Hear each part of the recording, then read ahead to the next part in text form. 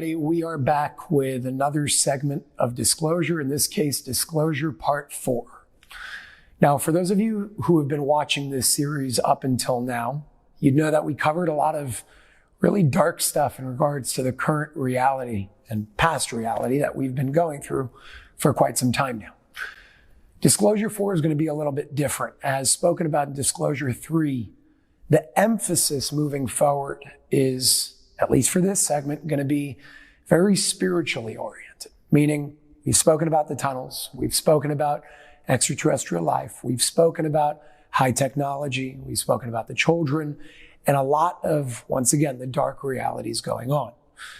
The question is, how do we shift into this higher state of consciousness to really make a change that we want to see in the world?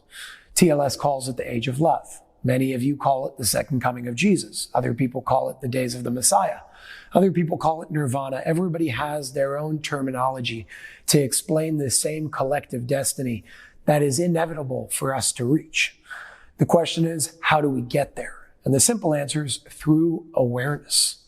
So the intention of today's Disclosure segment, Part 4, is about accessing higher consciousness, understanding things like reincarnation, supernatural abilities, understanding that they're not that supernatural, and one day what we call supernatural will simply be natural once again.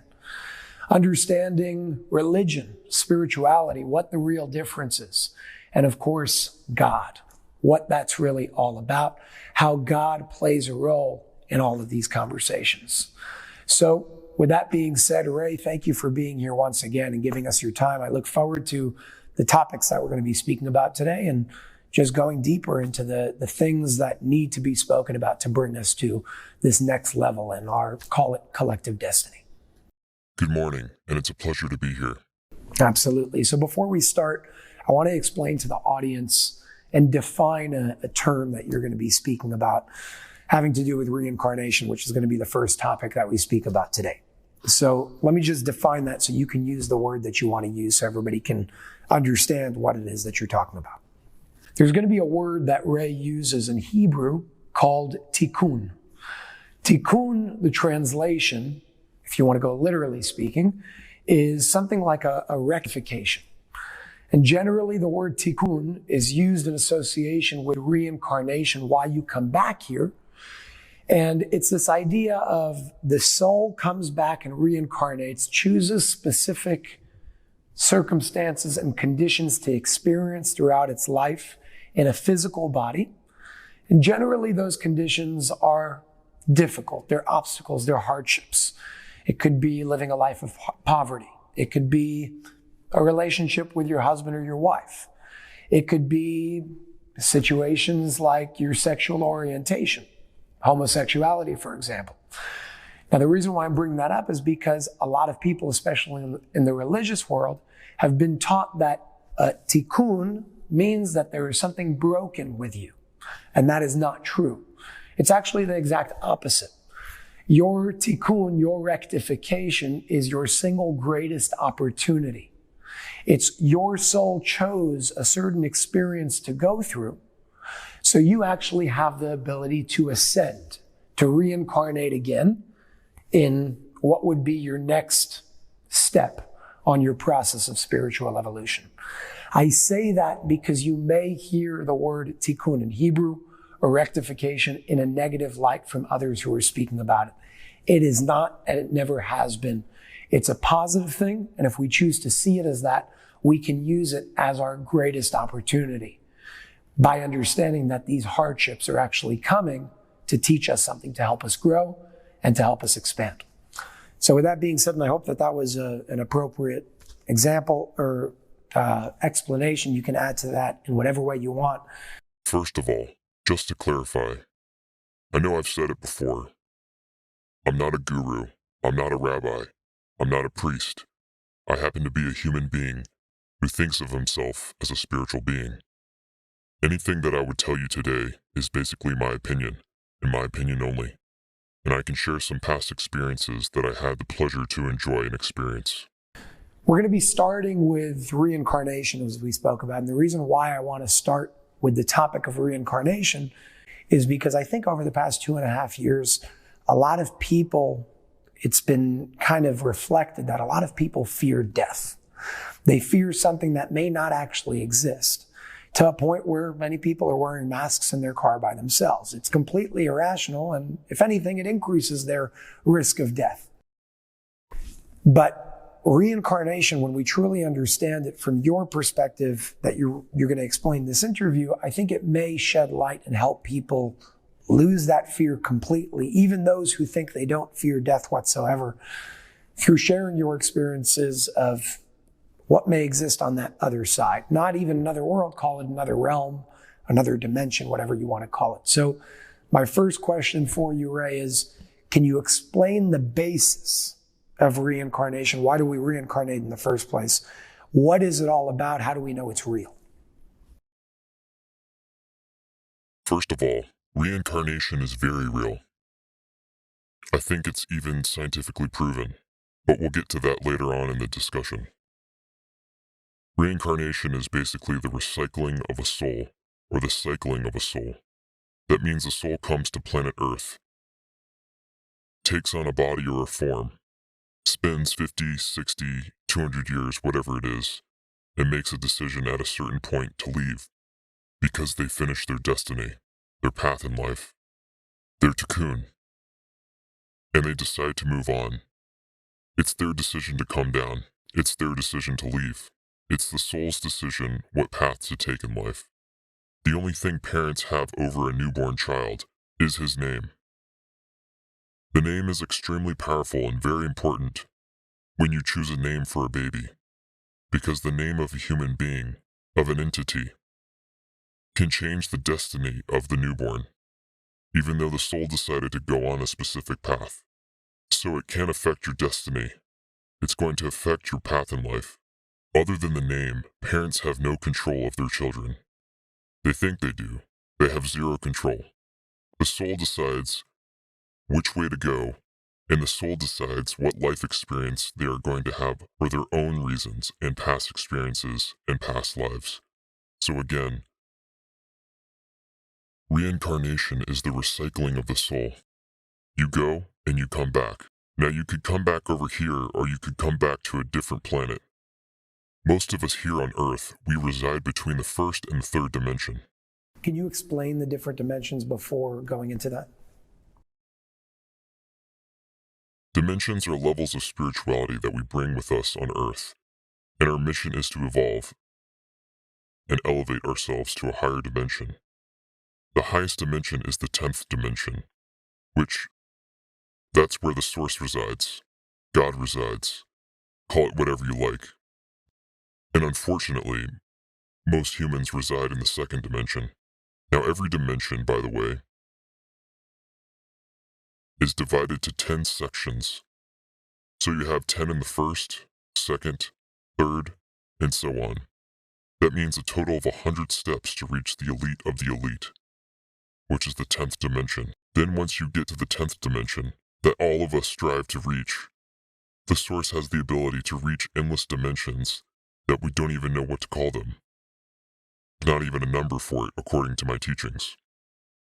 Once a soul here on planet Earth reaches the 5th dimension, the 10th level of the 5th dimension, which means the highest level of the 5th dimension.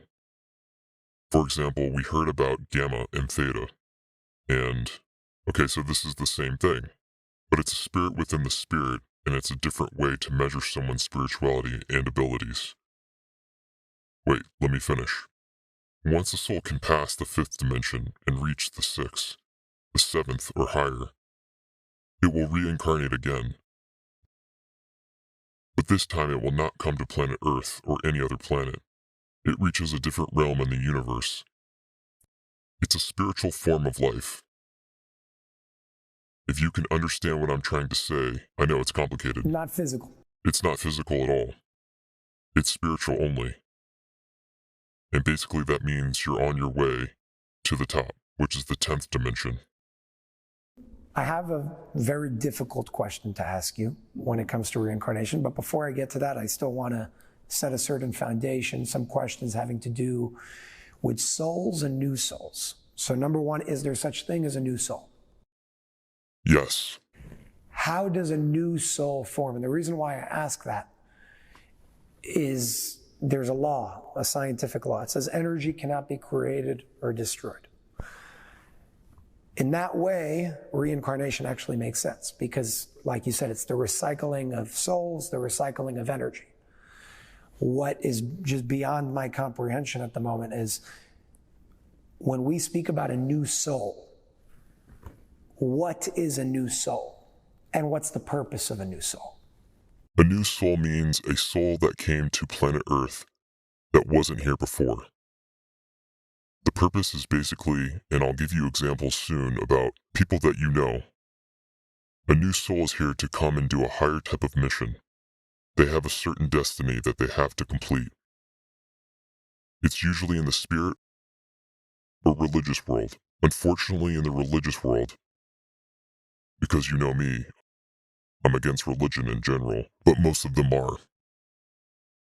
And I'll give you an example. Take the Dalai Lama, and there's many of them as you know. If you ask the followers of the Dalai Lama, they'll tell you he is the reincarnation of the previous Dalai Lama, and so on and so on. But no, that's not true. Every Dalai Lama that was here was a new soul. He will complete. The current Dalai Lama will complete his mission. He will then recycle, reincarnate, and he will reincarnate to the higher realm. That means above the fifth dimension. And he will never come back here again. The new Dalai Lama will do the same thing. That's when it comes to the Dalai Lama. Another example of a new soul. The Lubavitcher Rebbe. He was here in Brooklyn, New York. Passed away about 20-something years ago. He was a new soul. He came here, did 90 years, did huge, big work in the Jewish community and the entire world. Became very famous, very well known, finished his work, moved on. He is not coming back. By the way, never had any children. 50% of his followers, unfortunately, call him the Messiah, which is total nonsense. He never called himself the Messiah. He never said the word Messiah. That's absolutely not true, but that's where people go with it. This is where the fanatics are coming in every religion. You have those fanatics. So you can reincarnate, not necessarily back here, but to a higher realm. Yes. Before I ask a question about that, when and why would a soul stop reincarnating? I don't think they ever will. I think, again, a new soul here will stop reincarnating here. But in the big picture of the universe, I don't think ever stop reincarnating because your desire, what you strive for, is to reach the 10th dimension at the highest level possible. And from there are other things that we are not even aware of yet. One day when I meet God, I'll tell you. But right now, I don't have an answer. But again, everybody is striving to get to the 10th dimension. So the Dalai Lama, let's go back to him. He will reincarnate, going to the 6th, 7th, 8th dimension, eventually striving to reach the 10th dimension. But again, like you said, energy, God, the source was always here. Always will be here. Will always be part of everybody and everyone. And there's no such a thing as the end of the world. It's a huge space, endless space that you cannot put a number on. Not on the number of the stars, the planets, it's like endless. So yeah, are planets being destroyed? Yes. Do they self-destruct eventually for some reasons? Yes. But there's always a cycle of life going on. Spiritual life and physical life. When it comes to reincarnation, I want to ask you a difficult question. You've spoken a lot about underground tunnels, certain things that are going on, terrible things that are going on down there having to do with children. You're stating that the soul chooses, with the exception of its name, the soul chooses its experiences and circumstances in its life when it reincarnates.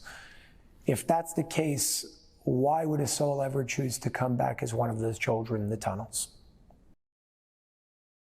I'll give you an example. Let's assume somebody is born handicapped. Why would the soul choose to be handicapped? It's only a life of suffering. Why would a soul choose to come autistic into this life? It's all about what we spoke. The cocoon, for example. Let's assume I have a son, and he was born autistic. It's possible that the soul came back in order to give me my cocoon for me to take care of him, because I could be, in my previous life, I was a cruel human being who was killing autistic children or mentally challenged kids, you understand? And if you look in history, there is a lot of people who, and I'm not going to mention names, but in their eyes, mentally challenged children should be put to death. So maybe I was one of those people. This soul came back to fulfill my cocoon, and not necessarily his cocoon. It could be that you are born into major poverty, always starving, no food on the table. Why would you choose that? Could be that that soul was a multi-billionaire in a different life and never helped anybody, never took care of anybody, never did anything for other human beings, totally selfish, came back in order to experience poverty, in order to fix it through that. And probably after this reincarnation, will come back again as a multi-millionaire maybe, or some type of powerful politician that can help those poor souls. The bottom line is to correct what you didn't have a chance to correct in the previous life. For you to get to the fifth dimension, or above, you must get to a completion of correction. If you're not going to do this, you're never going to reach the fifth dimension. Even though that's somebody like the rabbi that we know, he can help you reach the fifth in this reincarnation for you to experience certain things. It was done to me, by the way.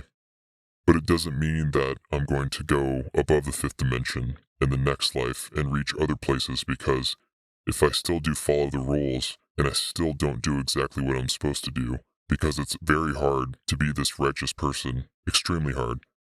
And if I don't do it, I'll keep coming and reincarnating. Me, myself, and I think I wrote it in the pyramid code. This is my 69th reincarnation. That means I never completed what I'm supposed to do. That's why I keep coming back. Hopefully this time will be the last time so I can move on, but we don't know. Well, I can tell you that if you want it to be the last time, there are certain things that you're going to have to do that you know what you have to do that you're not doing. Yeah, because I have my way of thinking, my philosophies in life, and I do not always agree with the higher beings. I want to ask you, when it comes to, for the viewers watching right now, a big question that I would have as a viewer and as myself, which I've asked you, is what can we do right now to fulfill those tikkunim, those rectifications, those corrections in this lifetime to help us get there as quick as possible? You need to do the best that you can do to improve your life and others at the same time. You need to help others whenever you can, mentally, physically, financially. When you see the suffering that's being done by others, you need to find a way to stop them. You need to talk. Most people, they see a person being mugged on the street, they're going to look away and take off. They're not even going to stop to call the police. That's what I mean. So you gotta do whatever you can on a daily basis. You wake up in the morning, and you gotta say to yourself, what good am I going to do today? For others, not for myself. That's how you improve yourself. It's very hard, extremely hard. Because some mornings you wake up and you're pissed off at everybody, and you're in the mood to kill somebody because some things didn't go your way the previous day or whatever. So it's extremely hard. But that's what we have to aim for, all of us. When it comes to reincarnation, there's this idea of soul family, soul groups. Do we generally reincarnate in soul groups? And if so, are we related to those people through blood? Generally, yes. In some cases, like mine, no, I'm not.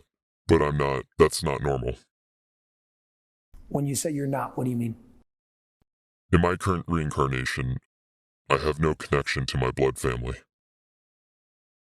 Meaning your soul family is not your blood. My soul family today is not blood related from previous reincarnations.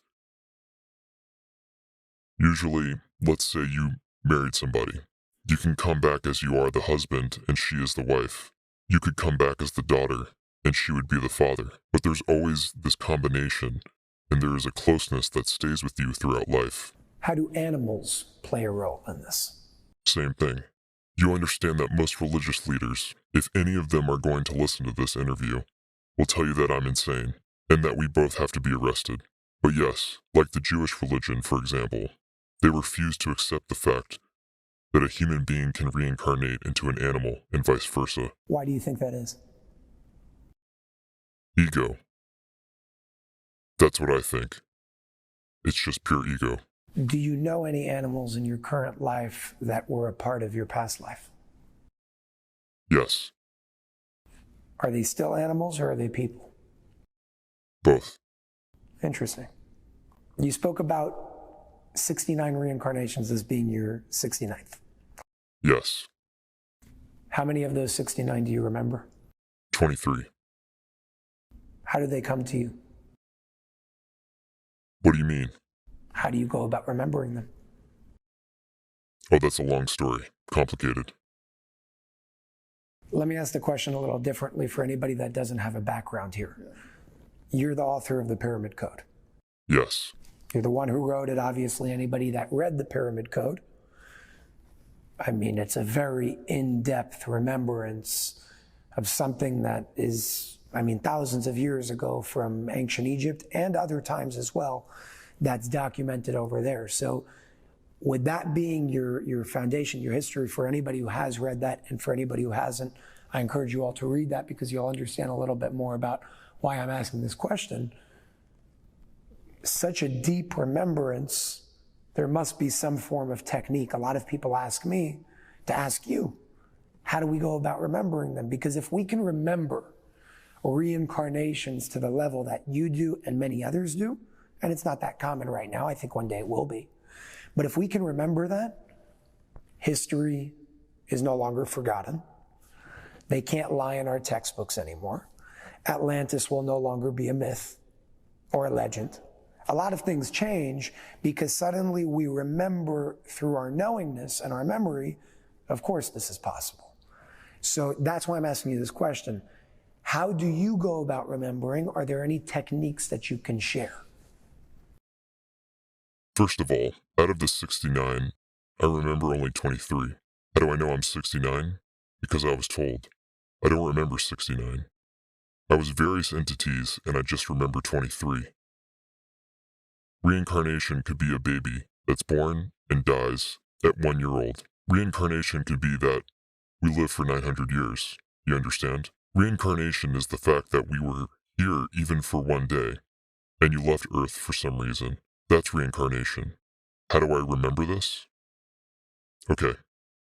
First of all, there are techniques and teachings that you could do to certain people, not everyone, that you can bring them to an elevated dimension, and through that you can train them and show them the way to go back into a past life. You can travel in time to see things that are connected to you or not connected to you. But whatever is connected to you, your memory, will start coming back to you.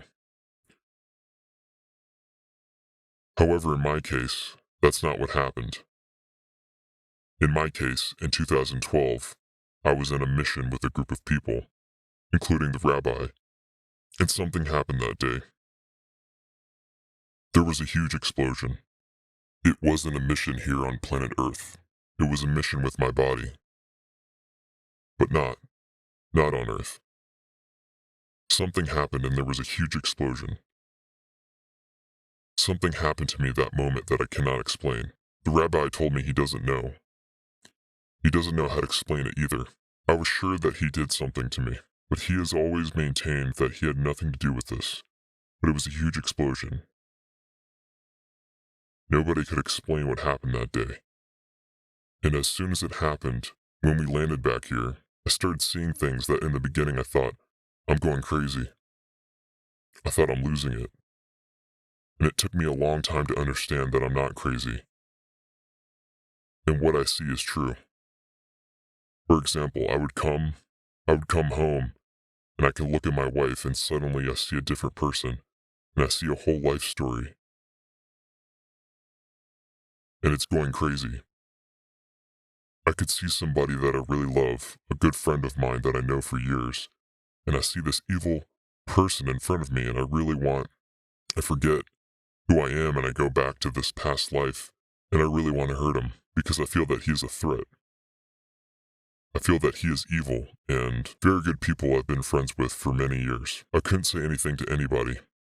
The only person I could talk to was the rabbi, and it took me a long time to. But I will start seeing things through people's eyes. If I see you, provided you don't have contacts or glasses, and if I know you from before, I will recognize you in most cases. Is it a memory that comes to you, or is it something you see in the eyes? How does it come to you? There is a certain energy in the eyes that gives me the vision of what happened then, and I can go to very specific details, dates, weddings, deaths, funerals. I can give you a lot of things, bad things, individual things that the person did, things I've done that I'm not very proud of. It takes you back. And with this time I started remembering through those people. I started remembering specific reincarnations. Why I don't remember all of them?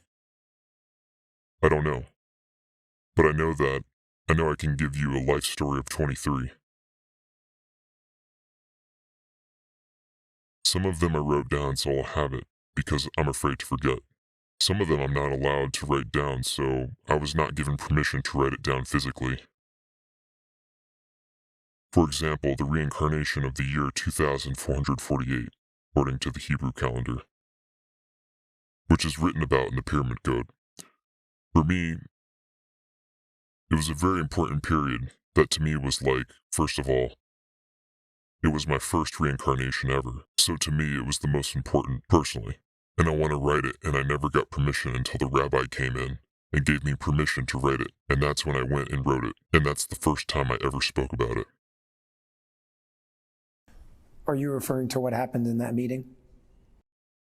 Yeah, but after that I sat down and I wrote the story of the year 2448.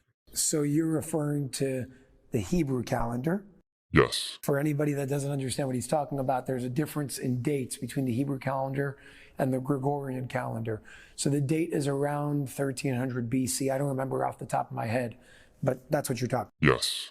And that's the Pyramid Code. Yes. What it is that you were asked to document.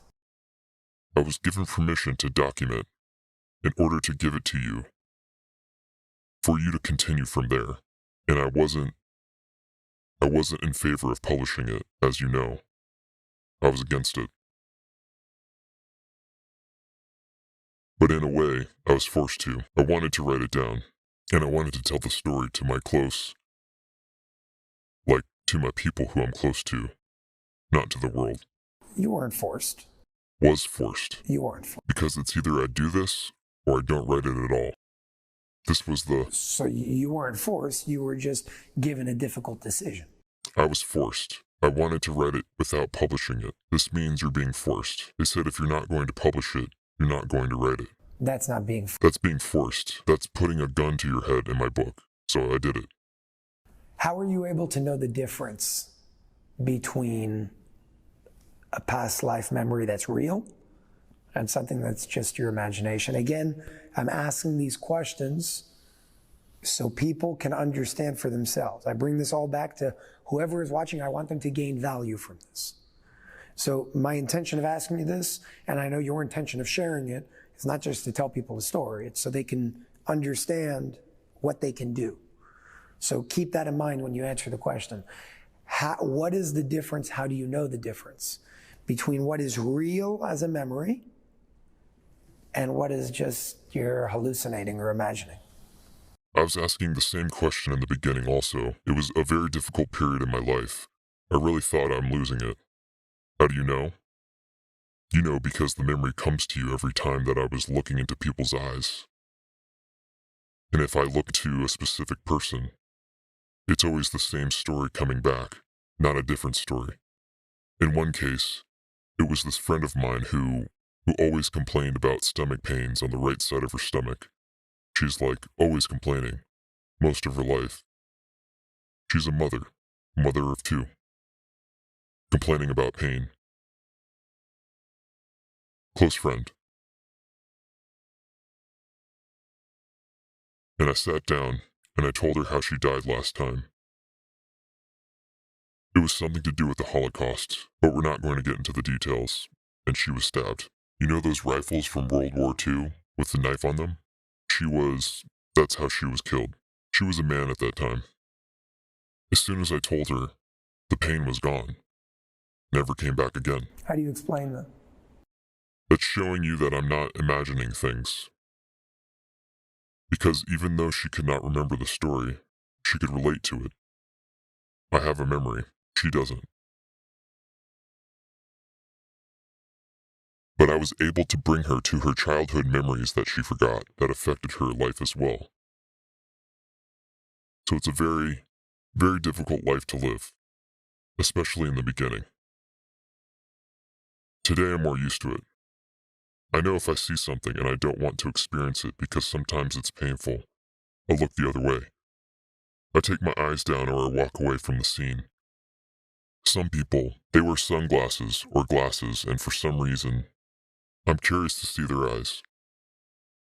I would make up an excuse for them to take their glasses off so I can take a look. I would do that, and The same goes with animals, correct? Meaning the eyes. yes. Hmm. So therefore, for example, if I would meet a blind person, I would never be able to tell. It happened to me once that I was able to because it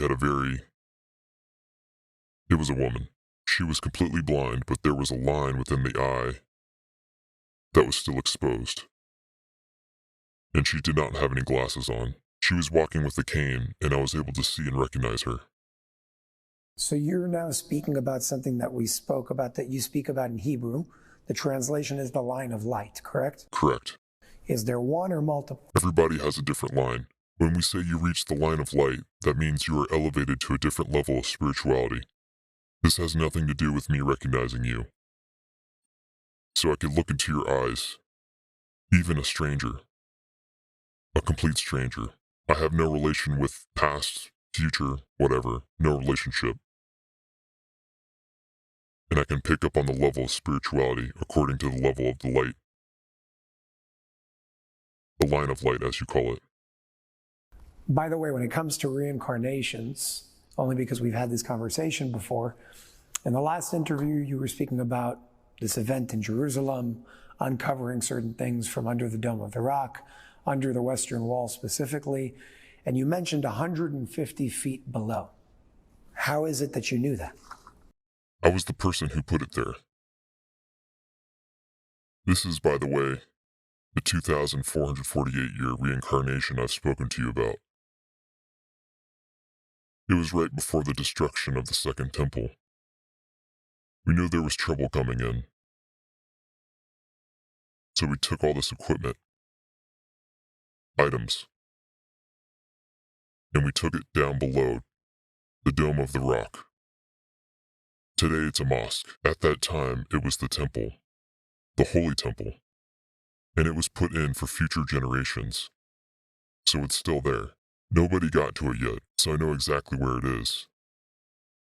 As a matter of fact, there's an entrance that you could go through right by the Western Wall that nobody knows about, except a few people who are there and know what's going on. But nobody is going in order to retrieve the items. But there's a way of getting down there. You don't even have to dig that much. You don't have to dig 150 feet.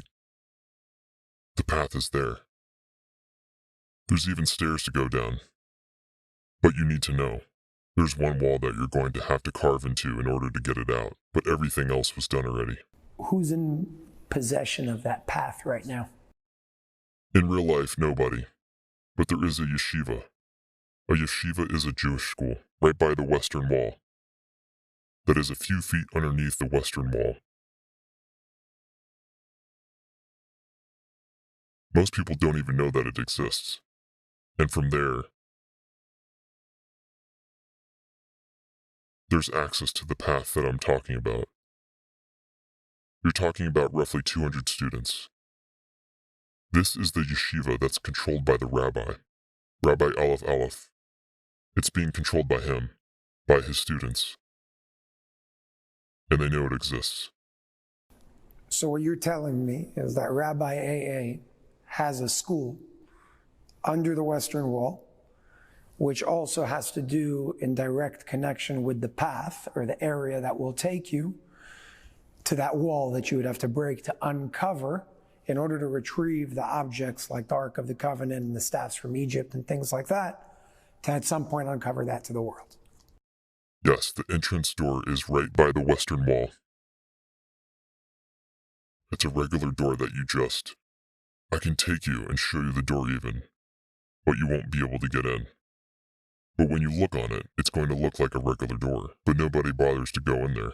Nobody can get in there if you're going to try. They're going to stop you in a second. So it's being guarded without any guards. So I was physically there. So I know how to get in. And I know how to move from there. Besides, I know the location of the items. What kinds of things do they teach in this school?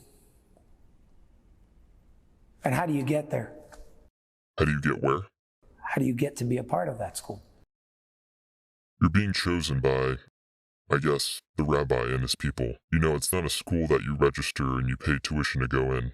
You're being chosen. Is everybody in the school a part of TLS? None of them are a part of TLS. There are 200 young men who are studying the Bible, basically, the Zohar, and everything related to the studies. For them, Judaism is the path. But all of them have supernatural abilities, such as out-of-body experiences. I saw them do that. They do it through prayers, though. They don't do it like me. They do it through prayers. That's very interesting. And none of them are a part of TLS? None of them are part of TLS, no. Do they know about TLS? Yes. So they know who the rabbi really is? Yes. Look, it's not that I had a conversation with them. I was there. I had a conversation with the rabbi. I was introduced to the school, basically, and I was given a tour. But when they leave, they go through the door. They close the door, and then they go home. And is it all undercover? Of course. So wherever they're going home, their family doesn't know where they're learning? The family, I don't know what the family knows. I'm assuming that they don't know.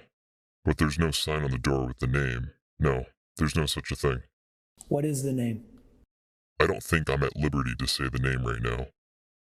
I have to check, and I can tell you later, and you can tell your viewers later on if you'd like. Fair enough. Let's move on. Before we go to the next, call it segment or topic within this interview having to do with supernatural abilities and higher powers and all that, I want to ask you a couple more questions regarding reincarnation and how souls work.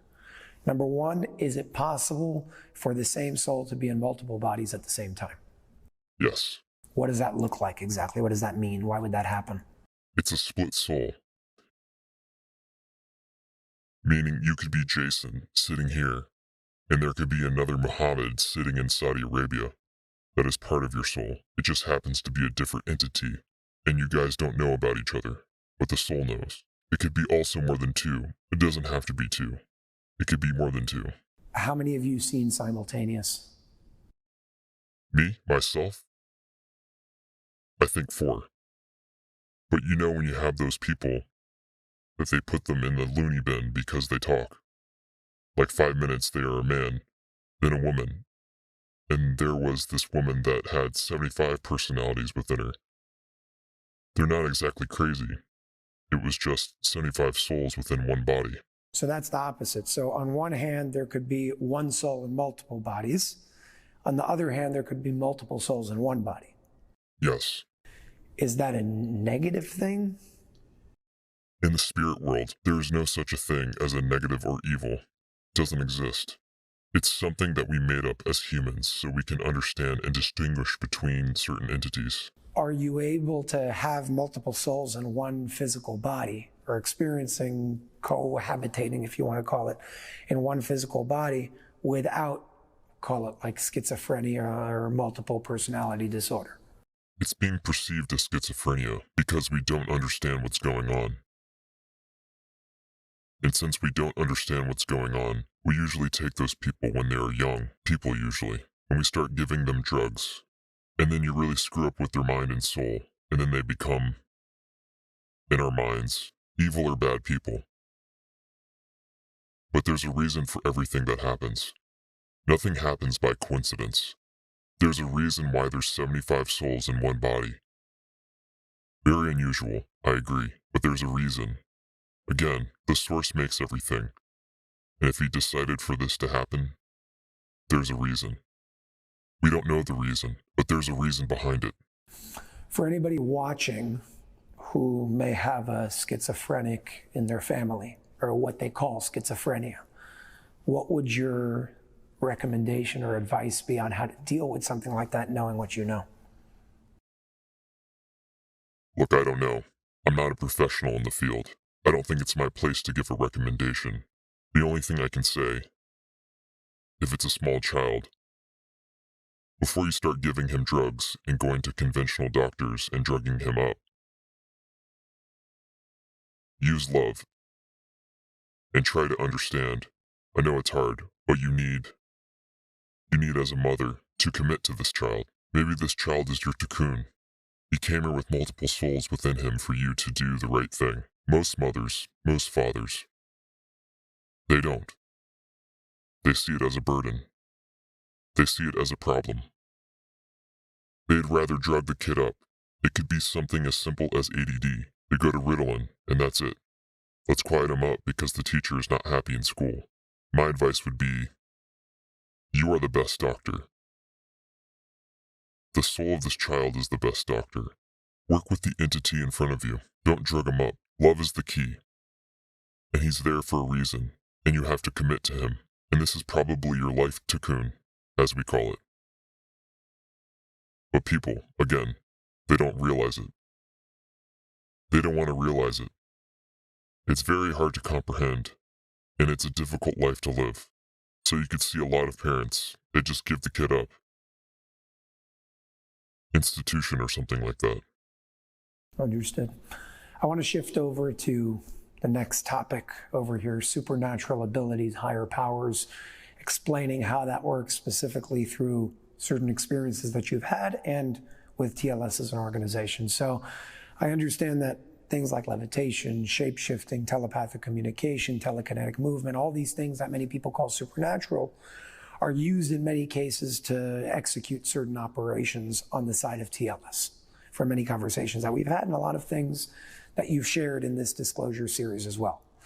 My first question for you is, when TLS chooses certain individuals to be a part of the organization, are they individuals who already have these abilities and have accessed these abilities, or do they bring them in and teach them? In most cases, they bring them in and they teach them. It's a learning process, a teaching process in most cases. So if the individual hasn't already accessed the ability to do certain things, why would they choose one over the other? Their energy, their frequency, their dimension. It's a combination of things. When they actually bring that individual in, whether it's you, if you want to speak on that experience, or just vaguely big picture, what kinds of things would TLS do to teach an individual and help them access? There is a teacher that spends time with you and teaches you. If it's an out-of-body experience, they do it over and over and over again and give you the technique of how to do it until you get it right. It doesn't happen in one day. It's a process. So there's a faster process, and there's a shorter process. Let's assume you have to teach somebody certain information for him to have in his brain. You could download information to someone's brain, without a computer, of course. And you could. Information that would take me years to comprehend could be done in 24 to 48 hours. Through a download. Through a download. They call it a download. Then once the mission is over and this download is no longer necessary for you to have, it could be unloaded. That's interesting. So if you did something wrong and they decided this information is not in the right hands, they could unload it. Are drugs or any plant medicine ever used in regards to TLS and developing certain abilities? No, only for protection. For example, if you have to travel through space, this is a big task on your body. The body cannot handle it normally, so they might have to give you certain herbs to drink in order for you not to get hurt during the travel. Are they herbs that give you an effect that, let's say, psilocybin or ayahuasca would give you? No, they taste really bad. And in most cases, they might get you tired for the first time. But no, not something. No, not things like that. Have you ever seen TLS advocate for anything like psilocybin, mushrooms, which is psilocybin, ayahuasca, or anything of that nature? Not to my knowledge, no. Hmm. Drugs in general are prohibited. Well, you can call them drugs, you can call them plant medicine. A lot of the viewers would call them plant medicine. Obviously, if someone is sick and certain plants will be proper for this person, yeah, they'll give it whenever it's necessary. But what's in them? I don't know. I know I was given concoctions and I was drinking them. Sometimes I drink it for a month at a time. 2 months at a time. It makes you nauseous. At first I was like really sick. I was very nauseous all the time. You mentioned that TLS would strip one of their ability that they help them access in the first place in certain situations. Why? In what situation would that ever happen? Either you're retired and you're no longer with the organization. Either you took certain abilities and you did certain things without permission. So they would downgrade you, basically. That's what it's called. Has it ever happened to you? Yes. Can you elaborate? No. Please. What do you want to know? I screwed up. I was punished. It's very simple. Okay, but share. It's interesting. I can't share. You could. You don't want to. I can't share this. On video? No. Is that not even one? I give you a few things in private. I'm not going to do it on video. About certain abilities that were stripped away. Yeah, you want to know why? I'm not going to tell you why on video. Not going to happen. You did something you shouldn't have done. Yes. Okay, fair enough. So in that situation, that's when they take it away. Yes. How do they do it? Is it like the erasing of memory? How do they go about it? Something like that, yes. Can you explain further? Usually it's done without machines. It's done with the hands of somebody superior, like the rabbi. He has the ability to download or unload information. Speaking about the rabbi, I know that there are some very old individuals that are a part of TLS, physically old, hundreds of years old, call them like the elders. How is it that they live so long? 400, 500, 600 years. Can you speak more about that lifestyle? They eat very little. They are vegans. They don't touch any chemicals. All the food is organic. Otherwise, they don't touch it. They fast a lot. They are spiritually elevated. They're always happy. They make sure they're happy. That's part of their mission, to stay happy. Anger is the worst thing for your body. Rarely will you see them getting upset. They always stay cool and calm and very highly evolved spiritual beings. So yeah, they can live for a very long time, if not forever. Being that you've had so many experiences with somebody like the rabbi, for example, and have seen this firsthand for a prolonged period of time with how he eats, how he lives, the way that he carries himself. You're not a vegan. I'm not going to say you're calm, because you're not. You're the exact opposite of that lifestyle on the day-to-day. Why? Because it's very hard. I tried. I was for a period of time on and off, but at the end of the day I failed. That's the honest answer. And the main point, if you want the real answer, is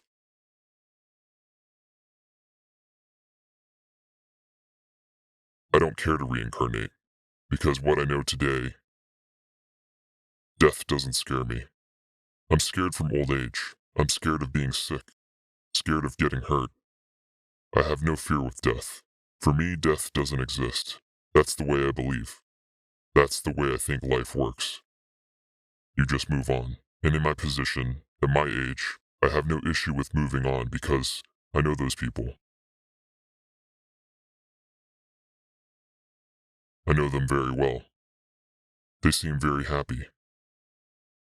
I'm not saying they're not happy, but I can tell you they're very lonely. Extremely lonely.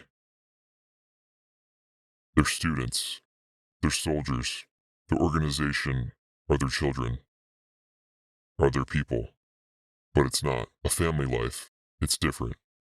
Although he sees them as family. But to me, it's a very lonely life. Like sexual interaction. It's almost non-existent. Every one of them was married. Every one of them had children. But they passed away. They moved on. Those people are not going to go get married again and have. It's not in their way of life. They don't think about it. Their level of spirituality is so high, sex is not an issue even.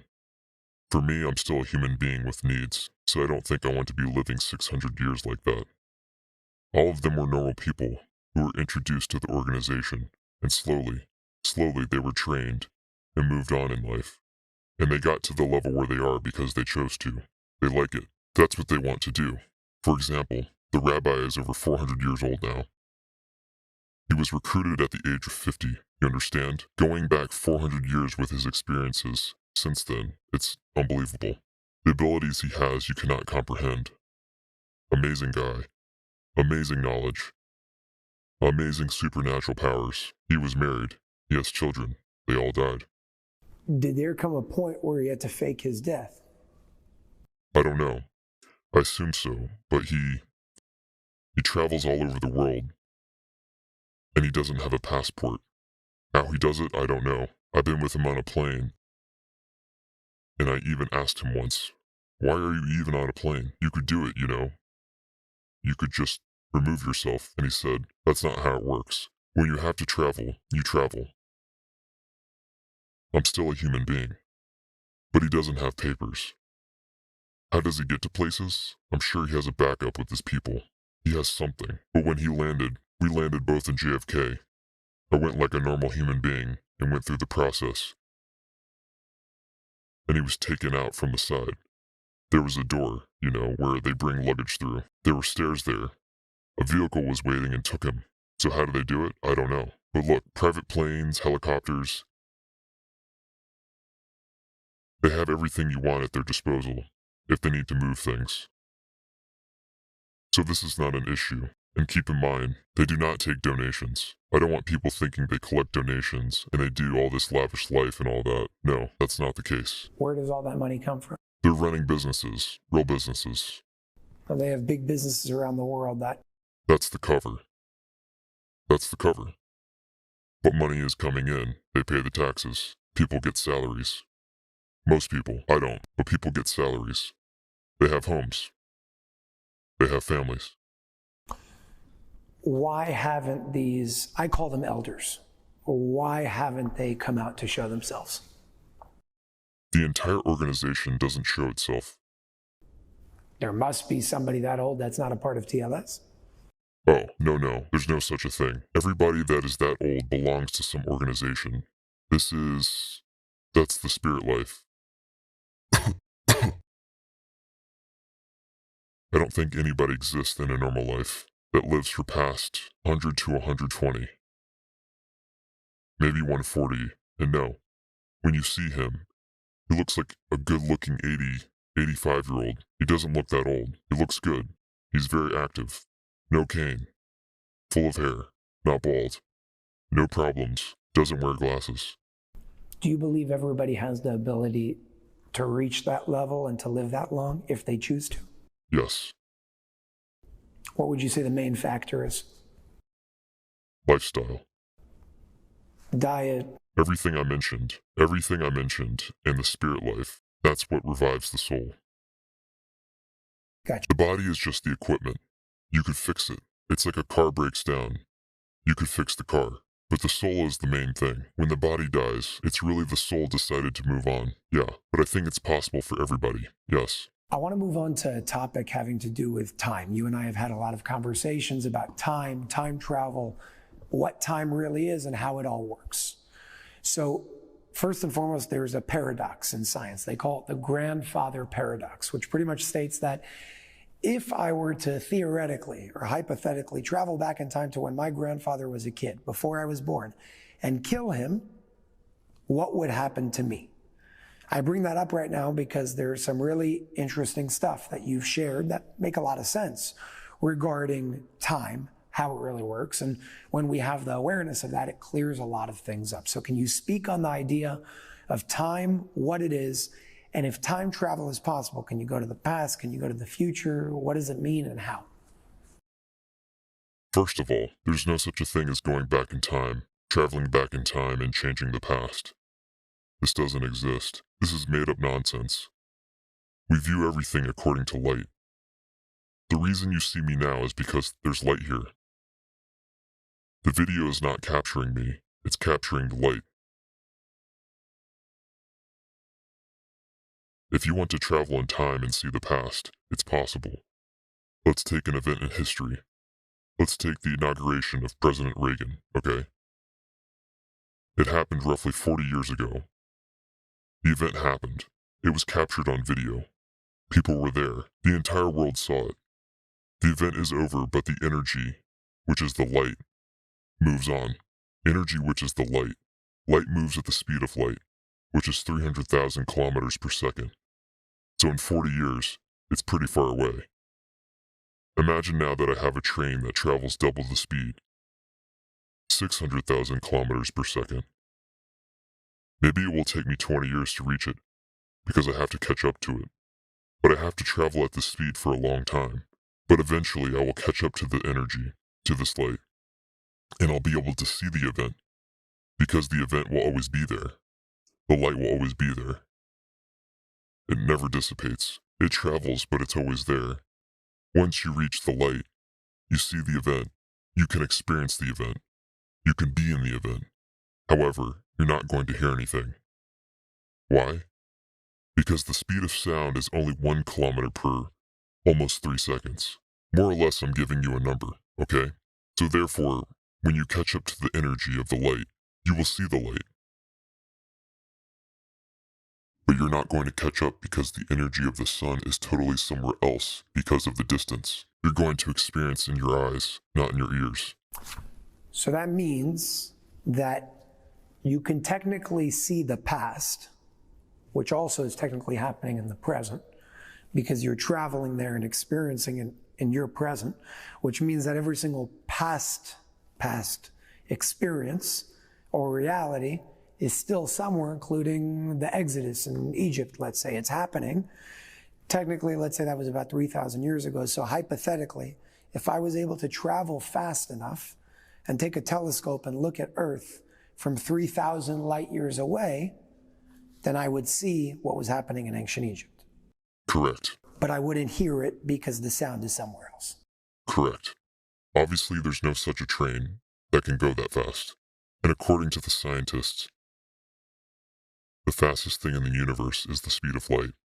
But there's only one thing that can surpass the speed of light. It's the soul of a human being.